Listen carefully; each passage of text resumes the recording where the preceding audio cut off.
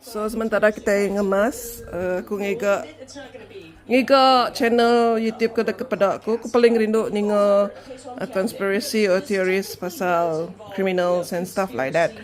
One of my favorite is actually Call Me Chris. Hi Chris, hi girl. So tu kam benung ninga Secret Life of Mormon's Wife. Yeah, baka one of the channels or one of the series. So yeah, let's continue. Kemas. Betul tak? Tak lah.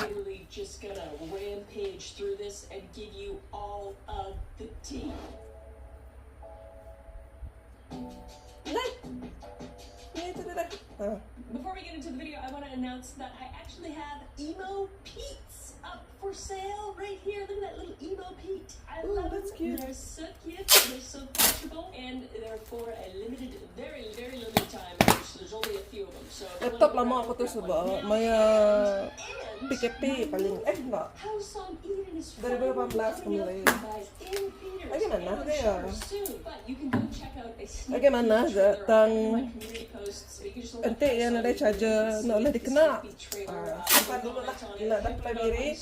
Udah play miri lah baru aku kau repair atau kau transfer ke dalam tu lah. Maya kenangan dalam tu lah. Baru tu laptop kerja aku tu. Recap season 1, you can go to this video first. If you not, I'm going to kind of recap season 1 really quickly, just so we're all on the same page, okay? So season 2 of The Secret Lives of Mormon Wives premiered on Thursday, May 15th on Hulu. They're in direct competition with Keeping Up with the Kardashians. The minute the show was actually doing even better than them, so that's kind of crazy to think about. But anyway, the description of the show is a scandalous world of a group of Mormon mom influencers and thugs when they get caught in the midst of a swinging scandal that makes international headlines. Now, their society is shook to its core. Faith, friendship, and reputations are all on the line. Hashtag could be able to survive and continue to give the world a run for its money, or will the script fall from grace? Spoiler alert, their shit falls from grace and hits the motherfucking fan, okay? It's crazy. Part of the reason going over this is because I am on TikTok, okay? So I've seen these women before, and the whole scandal thing, the swinger scandal thing, which was just and I'm a woman, and I just like drama, okay? My life is pretty boring without drama lately, which I'm not complaining about, but I seek it in television, like a lot of people do. But I think a little breakdown This is my cricket machine. Important as well, so I'm going to do a really quick one. Cricket machine. This video, I do a massive breakdown. Cuti berapa bulan dah? I'm going to reopen it when I'm back in Miri. For now, we pack it first. AKA the LDS Church, and people in the church are often called Mormons, but they do prefer Latter-day Saints or LDS members, at least the serious ones do. And the term Mormon comes from the Book of Mormon, one of the main religious texts alongside the Bible. And their core beliefs are God is seen as a personal, loving Father, and Jesus Christ I didn't know that I have flowers inside here. His By the way, teachings, his atonement, I do and business his resurrection. doing What kind of flowers flips that from too. Christianity is that they believe in modern-day prophets who receive ongoing revelations from Can God. you guys see? Like voicemails on Lepas dah the kah? phone from God, just giving you updates, dito eh. basically. And they also believe that families are forever, and marriage and family are sacred and eternal. So even if you split from someone, technically the wife is still like attached to the husband. The husband can split off, and like if they die and then they go to heaven, then the man will technically have like multiple wives, and it'll be like sister wife in heaven. It's interesting stuff. Again, I go into more detail in my last video. But anyway, essentially everyone is responsible for doing good, being Another self-reliant, scraper. and helping others. So there's some good Simpan values. balik, And the guys. overall church life is that everyone pitches in, members are We just need to active put it in back. teaching, leading, or helping Put it others, back and only here, men then can I'll hold open it priesthood, again. but the women do Should I? have leadership roles and equal spiritual responsibilities. But in watching the show and in knowing some Mormons, equal is not the term I'd use.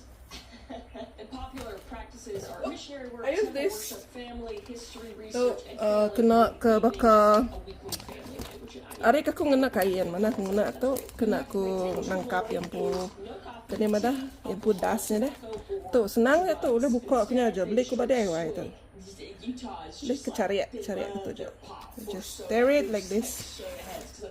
Koyak aja guys,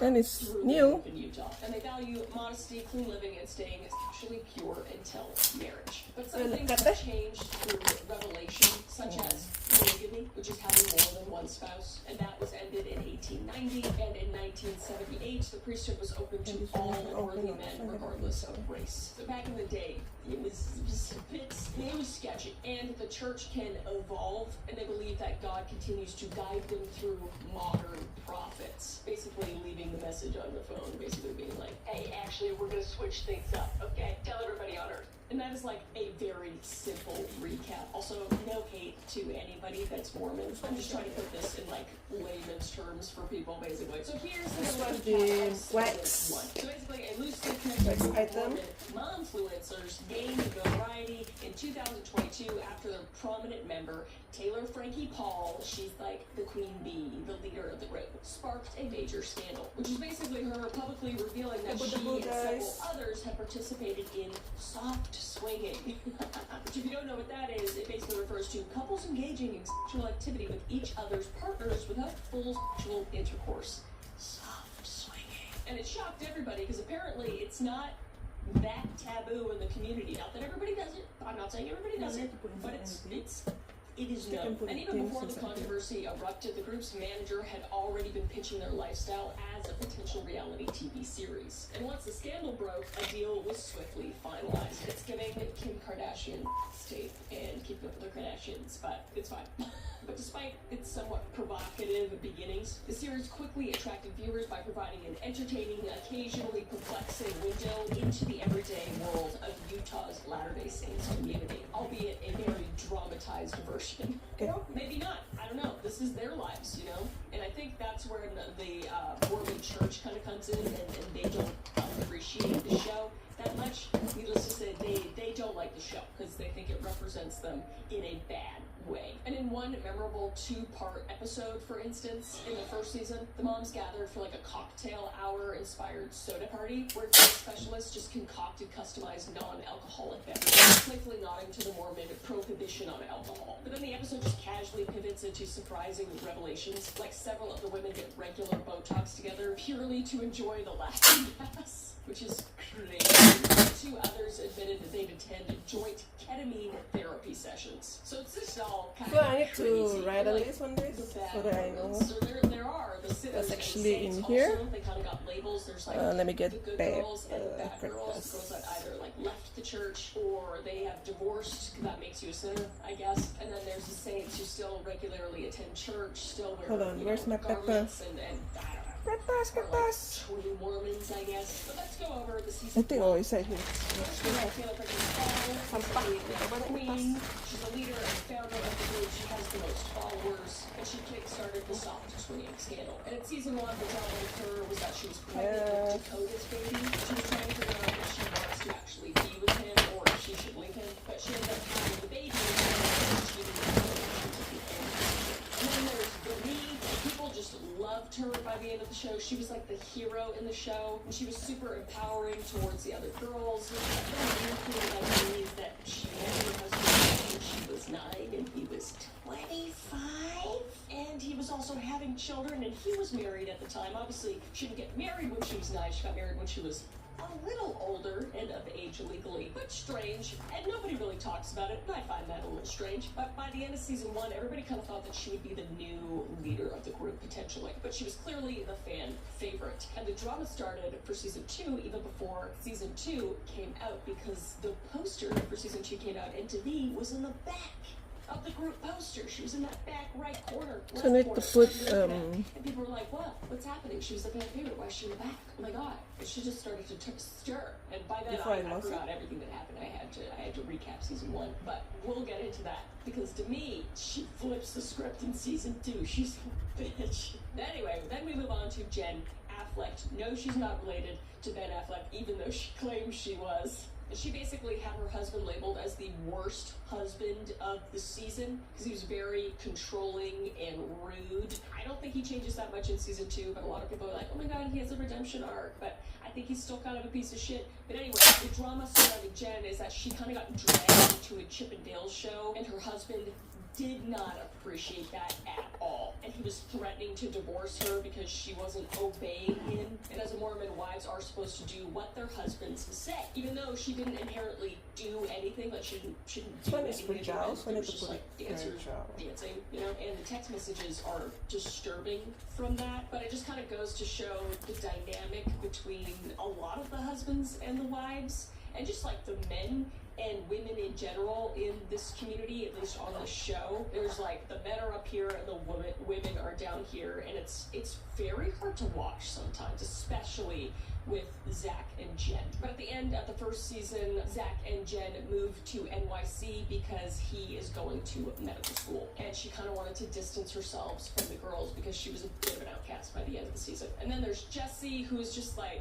CEO, founder of Jay-Z Hair, girl boss, basically. And she was actually the instigator for the whole Chippendale situation in season 1. And she's like a bad girl. She's like one of the center bad girls. And then there's Layla, who joined the Mormon church at 16, married at 19, got divorced at 21, and had 2 kids in there all together, which is crazy to me, but not uncommon in the community. And not much happened during season 1 for her. She was kind of a background character. But her big thing in season 1 is that she has never climaxed. I'm sorry. But yeah, anyway. And then there's Macy, who's just kind of friends with everyone and called out Taylor's man for his shitty behavior. She's a girl's This girl. is done? And at the end of season 1, she's on the phone with Jenna, who's a woman who claimed to be involved with Taylor Frankie Paul's Big Daddy. another Well, one, he was HDD, first to see fine, Taylor. So whatever it as we is. know that at the end of the season, Taylor's man, Dakota, was My head press. potentially be cheating, and we get those answers in season 2. And then there's Michaela. She was married at So I need to 16, pack it and her nicely. husband was 21. Apparently that's Tika, legal. di Where they're from. pack mo naman She's na also kind of a background character in season 1. And she was the one that had the birthday where Whitney showed up unannounced, and that was like the most awkward drama Uang dia punya debu ever. dulu. It seemed super scripted. And then Whitney Levitt, she's like the antagonist. She's like the villain in season 1, and she is kinda in season 2 as well. But she was the one that went viral for dancing with her sick RSV baby in the hospital. Here's a clip. Just so off color. And in the first season, her husband had a Tinder account that she found. That was all really awkward, and some people thought that he might be gay also, and it was a whole thing. And they decided during that season whether they were going to stay together or not. They ended up staying together, and she also missed a mom talk event, which ruffled everyone's feathers. And then she showed up at another event, which was the birthday party that she wasn't invited to, which also ruffled feathers. And at the end of the season, she was still like the overall villain. And that's when we get to season 2. And that's over. So season 2, it starts, and the intro is just, it's crazy. It basically, it opens on the girls praying, and then it kind of intercuts between them, like swearing and just doing crazy shit. It's like, Our Father, it's like in our heaven. That's not exactly how it goes. I can't remember what the prayers were, but it was very funny. I was laughing immediately, so I appreciate that. This is probably when I should have just turned the show off, but I was already in it. I was already in it, and I did it for you. So like the video, please God. But this season overall felt a bit more surface level. Like most of the girls were really just looking to become more famous in this season than they already were, and it just kind of showed through like scripted type drama to make it seem more entertaining, I guess. It just seemed like it wasn't, not that the first season was serious in any way, but they did touch on some like important topics. And it's not that they didn't touch on important topics in this one, but I felt like everything was up here. Like if they got deep with anything, they didn't stay there, and it just went back up here. Like there's a moment where one of the other girls goes to therapy, and she's going about like experiences she had when she was a little kid, and like getting a so that they didn't go anywhere with that, and it just kind of cut out. And it was like, okay, we were actually getting somewhere there, and then they just didn't do anything. Mostly it's just about catty bullshit the whole Still time. have this, Season 1 at least had some like, a lot. substance. It was like a nice hearty soup. For and then season notebook 2 was binding. like a lukewarm Diet Coke. I'll restart the business once I'm back in Miri. My printer is...